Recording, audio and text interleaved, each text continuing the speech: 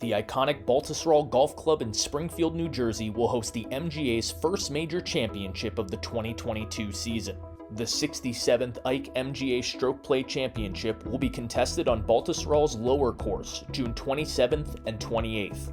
This 1922 A.W. Tillinghast design is no stranger to welcoming championship golf to its grounds. Over the years, they have hosted PGA Championships, US Opens, US Women's Opens, US Women's Amateurs, and US Junior Amateurs. Yeah, obviously we've hosted a number of majors, and we've had some great past champions, most recently Jimmy Walker in 2016. Prior to that, Phil Mickelson had won the PGA in 2005. And then Lee Jansen in 93. It's really part of what we do great. We want to host major championships. We want to give back to the game of golf. And we're excited to partner with the MGA for this week. In addition to national championships, Baltusrol has hosted numerous MGA championships, most recently the 19th Carter Cup and the 2015 Met Amateur.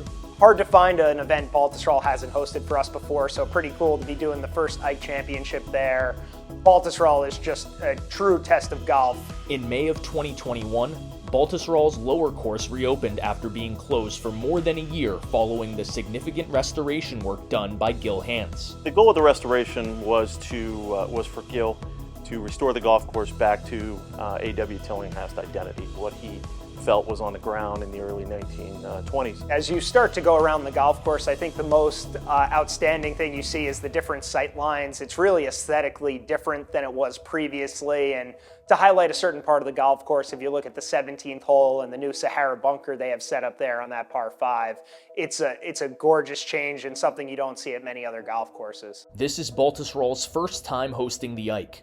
We're likely to see firm and fast conditions come championship week, and the newly restored lower course should prove to be a great challenge for the field. We just want it to be a great test of championship golf. We want the best player in the field to win. It's a very fair golf course. It just puts a premium on driving it straight, playing from the fairway. There's plenty of length out there that'll challenge the players, but with the bunkering, the thick rough, the undulated Tillinghast greens, you're going to have your complete game working. The front nine will present some scoring opportunities for competitors, but sandwiched in between are two of the tougher 3-hole stretches on property. You know, 3 and 5 are just really challenging par 4s. Got to hit great tee shots, great approach shots, some pretty tough green complexes. And then 4 can be a very, very challenging par 3 depending on how you set it up. Play as long as 215 or as short as 140 with some really interesting hole locations.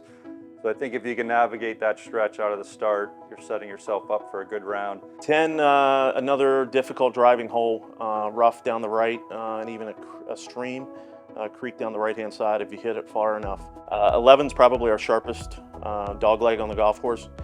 Fescue on the left, so if you do miss it left, it's going to be some pretty high grass over there. But our largest green on the golf course of almost 11,000 square feet.